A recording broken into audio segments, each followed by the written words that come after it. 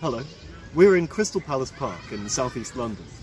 I wrote a lot of my first collection, before we go any further, here in the park, surrounded by its beautiful, strange, forgotten things, like this lovely, slightly decrepit, but lovely giant elk.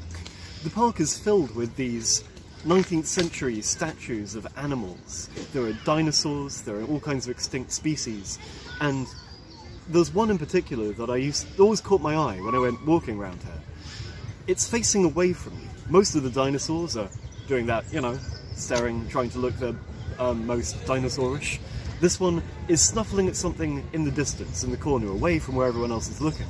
It turns out, the 19th century paleontologists, when they came to construct the statue, no one had ever found a skull of that dinosaur, so they did their best to make sure no one would see what its face looked like. They deliberately built it facing the wrong way. And I was kind of charmed by that story, and I guess a lot of what the poems in my book do, and here's where I feel myself making a quite contrived metaphor, is look the other way at things. They show you something, but they also hide something at the same time. This Sphinx is in the book. This is in the book! This tower is not in the book.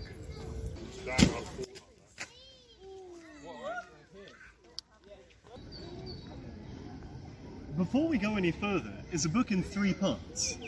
The first part is a bunch of nocturnes, nighttime poems about people I know, people I've known, and the difficulties we can find in communicating with each other. A lot of them play with the idea of distance, trying to find a way to connect across distances, whether those are on a map or just inside our heads. In the second part, things go a little bit weird. It's a collection of sort of surrealist poems, and poems inspired by different surrealist artists.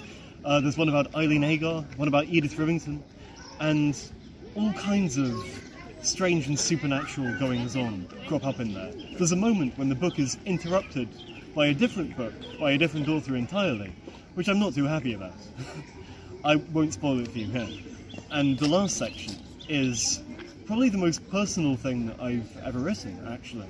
It's a group of poems about friends and family and love, and that's where all of the Crystal Palace Park poems take place. I wanted it to feel real, so I wanted these to be poems written in real, identifiable settings. Now, before we go any further, it is my first full-length book of poems, but I've published 5 pamphlets before. Each of those pamphlets had some kind of slightly crazy extended conceit. They were all about different characters. The Rake was about this immortal dandy who makes a descent into the underworld. Woodsong was a retelling of a medieval Irish epic about a king who's cursed and driven insane and turned into a kind of Birdman creature. So none of those were what you'd call straightforwardly autobiographical.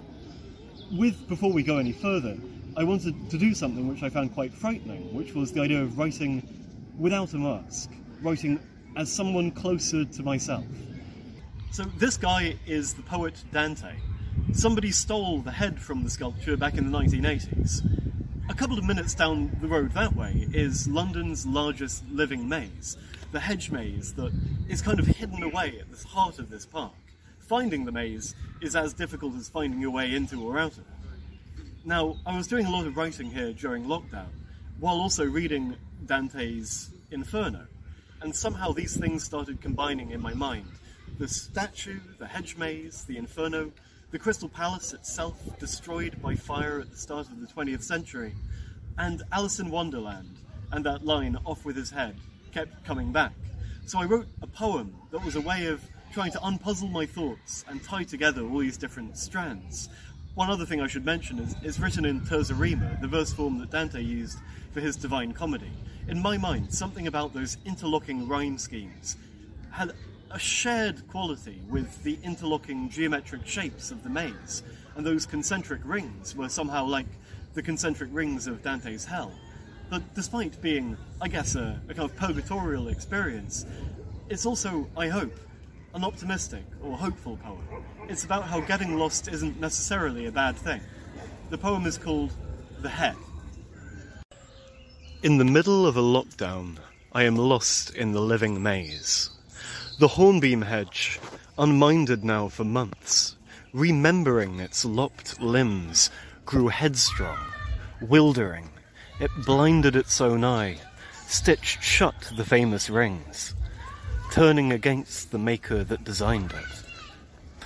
Turning again, each path reroutes to bring me, though I hardly mind, to the same dead end.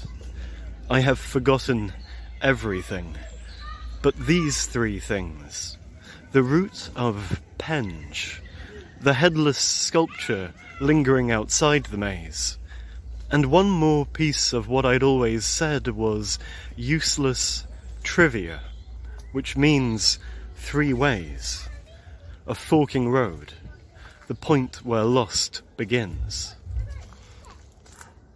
Lost in the mid-80s, it was Dante's, the head.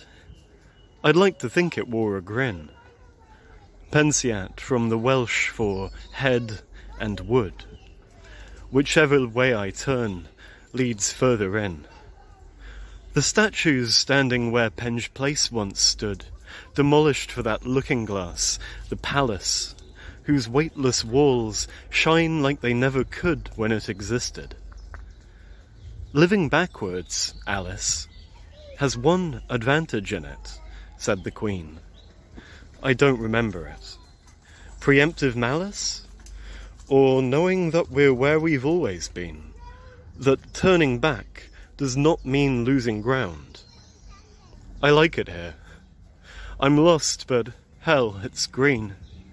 Green as a thought, and no one else around, which reminds me. Trivia can mean commonplace, something easily found.